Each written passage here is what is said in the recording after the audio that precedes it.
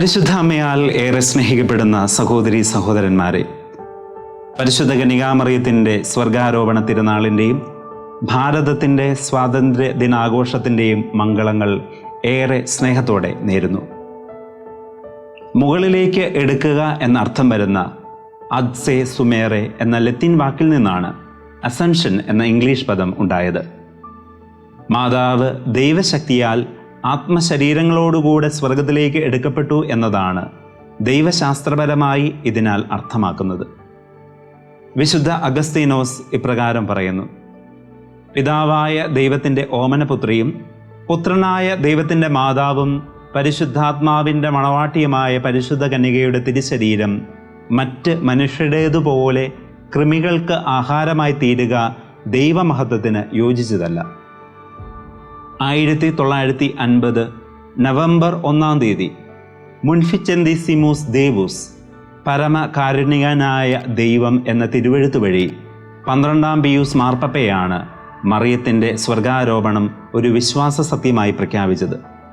പാപ്പ പറഞ്ഞു: അമലോത്ഭവയും ദൈവമാതാവും നിത്യകന്യകയുമായ മറിയം തൻ്റെ ഈ ലോക ജീവിതത്തിൻ്റെ അവസാനം ആത്മശരീരങ്ങളോടെ സ്വർഗീയ മഹത്വത്തിലേക്ക് സംവഹിക്കപ്പെട്ടു എന്നത് ദൈവം വെളിപ്പെടുത്തിയ വിശ്വാസ സത്യമാണെന്ന് പ്രഖ്യാപിക്കുന്നു. 20-ാം നൂറ്റാണ്ടിൽ മാത്രമാണ് പരിശുദ്ധ കത്തോലിക്കാ സഭ ഇങ്ങനെയൊരു വിശ്വാസ പ്രഖ്യാപനം നടത്തിയത് എന്നു കരുതി മാതാവിൻ്റെ സ്വർഗാരോപണവും സ്വർഗാരോപണ തിരുനാളും സഭയുടെ പുതിയ ഒരു കണ്ടുപിടുത്തമാണ് എന്ന തെറ്റിദ്ധാരണ ഉണ്ടാകേണ്ട യാതൊരു ആവശ്യവുമില്ല. കാരണം വലിയ പാരമ്പര്യവും പഴമയും അവകാശപ്പെടുന്നതാണ് മാതാവിൻ്റെ സ്വർഗാരോപണത്തിലുള്ള വിശ്വാസവും തിരുനാളും. 1950 പ്രഖ്യാപനം വഴി ഈ വിശ്വാസവും പാരമ്പര്യവും ഊട്ടി ഉറപ്പിക്കുകയായിരുന്നു 12-ാം പിയൂസ് മാർപ്പാപ്പ. 5-ാം നൂറ്റാണ്ടിൻ്റെ മധ്യഘട്ടം മുതൽ ദൈവമാതാവിൻ്റെ അനുസ്മരണം എന്നൊരു തിരുനാൾ ജെറുസലേമിനടുത്തുള്ള ഒരു പുണ്യസങ്കേതത്തിൽ ഓരോ വർഷവും ഓഗസ്റ്റ് 15 ആഘോഷിച്ചിരുന്നു. 6-ാം നൂറ്റാണ്ടിൻ്റെ അവസാനത്തോടെ മറിയത്തിൻ്റെ ഇഹലോകവാസത്തിൻ്റെ അന്ത്യത്തെ അനുസ്മരിപ്പിക്കുന്ന പറുദീസ പ്രവേശന തിരുനാളായി ഇത് പരിണമിച്ചു. പിന്നീട് ഈ തിരുനാൾ മറിയത്തിൻ്റെ നിദ്രയുടെ തിരുനാൾ എന്നറിയപ്പെടുവാൻ തുടങ്ങി. സ്വർഗാരോപണ തിരുനാളിൻ്റെ ആചരണം റോമിൽ ആരംഭിച്ചത് 7-ാം നൂറ്റാണ്ടിൻ്റെ മധ്യത്തോടെയാണ്. കാലക്രമത്തിൽ സ്വർഗാരോപണ തിരുനാൾ പരിശുദ്ധ കന്യകയുടെ ഒരു സുപ്രധാന തിരുനാളായി തീരുകയും മധ്യയുഗത്തിൽ കടമുള്ള ദിവസമായി മാറുകയും ചെയ്തു. മാതാവിൻ്റെ സ്വർഗാരോപണത്തെക്കുറിച്ച് വിശുദ്ധ ഗ്രന്ഥത്തിൽ ഒരിടത്തും യാതൊരു സൂചനയുമില്ല. എങ്കിലും അപ്പസ്തോലിക പാരമ്പര്യത്തിൽ നിന്നാണ് മാതാവിൻ്റെ സ്വർഗാരോപണത്തെപ്പറ്റി നാം മനസ്സിലാക്കുന്നത്. പരിശുദ്ധ ദൈവമാതാവുമായി ബന്ധപ്പെട്ട് സുറിയാനി സഭകളിൽ നിലനിൽക്കുന്ന ഏറ്റവും പഴക്കമേറിയ പാരമ്പര്യമാണ് മാതാവിൻ്റെ സ്വർഗാരോപണം. സഭയുടെ ആദ്യ കാലഘട്ടത്തിൽ തന്നെ മറിയത്തിൻ്റെ സ്വർഗാരോപണത്തിലുള്ള വിശ്വാസം ശക്തമായിരുന്നു എന്ന് തെളിയിക്കുന്നതാണ് സുറിയാനി പിതാവായ മാർ അപ്രേമിൻ്റെ ഒരു ഗീതം. ഈ ഗീതത്തിൽ മറിയം പറയുന്നു: ഞാൻ എടുത്തിരുന്ന കുഞ്ഞ് തന്നെ എന്നെ വഹിച്ചു, അവൻ തൻ്റെ ചിറകുകൾ വിരിച്ച് എന്നെ ഉയർത്തി, തൻ്റെ ചിറകുകൾക്കിടയിൽ വെച്ച് വായുവിലൂടെ എന്നെ സംവഹിച്ചു. മാർ അപ്രേമിൻ്റെ ഈ ഗീതം മറിയത്തിൻ്റെ സ്വർഗാരോപണത്തെക്കുറിച്ചുള്ള സൂചനയാണ് നൽകുന്നത്. പൗരസ്ത്യ സഭകളിൽ നിലനിൽക്കുന്ന ശ്ലൈഹിക പാരമ്പര്യമനുസരിച്ച് ക്രിസ്തു ഉയർത്തെഴുന്നേറ്റു എന്നതിന് ഏറ്റവും ഒടുവിൽ സാക്ഷ്യം വഹിച്ച മാർ തോമാസ് ശ്ലീഹയാണ് ദൈവമാതാവിൻ്റെ സ്വർഗാരോപണത്തിന് ആദ്യം സാക്ഷിയായത്.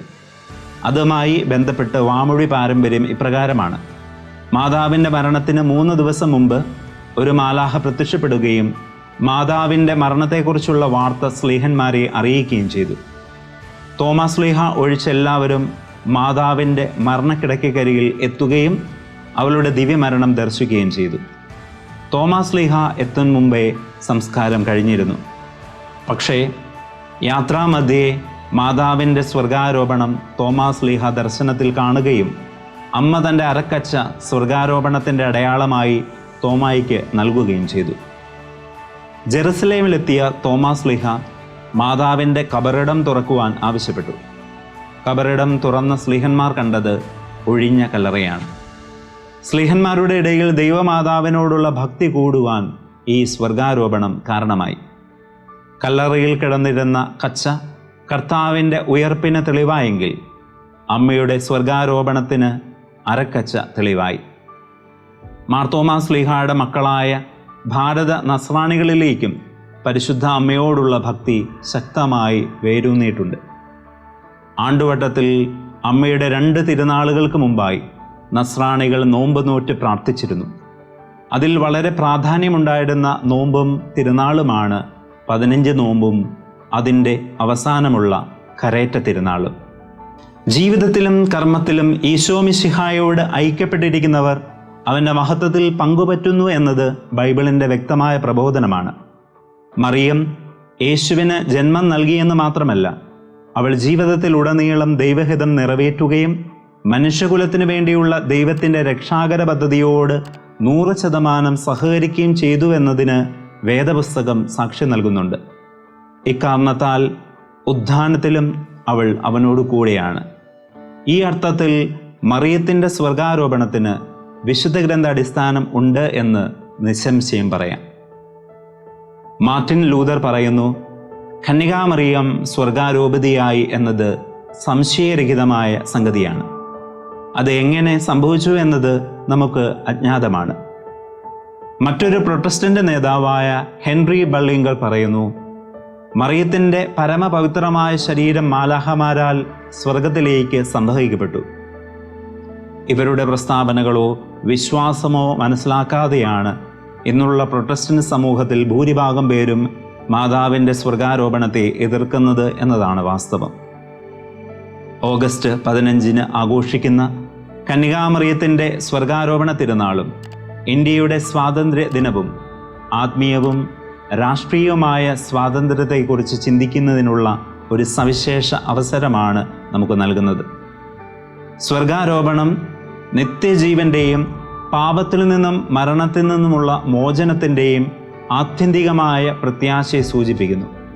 ഇത് മറിയത്തിൽ നിറവേറ്റപ്പെട്ട ഒരു വാഗ്ദാനമാണ്. അതേസമയം ഇന്ത്യയുടെ സ്വാതന്ത്ര്യ ദിനം കൊളോണിയൽ ഭരണത്തിൽ നിന്നുമുള്ള രാഷ്ട്രത്തിൻ്റെ സ്വാതന്ത്ര്യത്തെയും അടിച്ചമർത്തലിൽ നിന്നും മോചിതരായ ഒരു ജനതയുടെ പ്രത്യാശയും അടയാളപ്പെടുത്തുന്നു. വ്യത്യസ്തമാണെങ്കിലും പ്രത്യാശ, വിമോചനം, ദൈവികമോ ദേശീയവുമായ അഭിലാഷങ്ങളുടെ പൂർത്തീകരണം എന്നീ വിഷയങ്ങളിലൂടെ ഈ 2 സംഭവങ്ങളെയും ബന്ധിപ്പിക്കുവാൻ കഴിയും.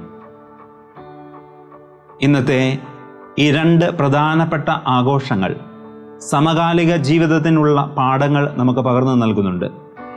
വിശ്വാസം, വിശുദ്ധി, വിശുദ്ധിക്ക് വേണ്ടിയുള്ള പരിശ്രമം എന്നിവയിലൂടെ നമ്മുടെ സ്വന്തം ആത്മീയ യാത്രയ്ക്ക് എപ്രകാരം ഒരുങ്ങണം എന്നതിൻ്റെ ഒരു ഉത്തമ മാതൃക മറിയത്തിൻ്റെ സ്വർഗാരോപണം നൽകുന്നുണ്ട്. അതേസമയം ഇന്ത്യയുടെ സ്വാതന്ത്ര്യദിനം സ്വാതന്ത്ര്യത്തെ വിലമതിക്കുവാനും നീതിക്കും സമത്വത്തിനു വേണ്ടി പ്രവർത്തിക്കുവാനും സമൂഹത്തിൻ്റെ പുരോഗതിക്കായി സംഭാവന ചെയ്യുവാനും നമ്മെ ഓർമ്മിപ്പിക്കുന്നു. പരിശുദ്ധ അമ്മയുടെ പ്രത്യേക മാധ്യസ്ഥത്താൽ ദൈവം നമ്മെയും നമ്മുടെ രാജ്യത്തെയും അനുഗ്രഹിക്കട്ടെ. ആമേൻ.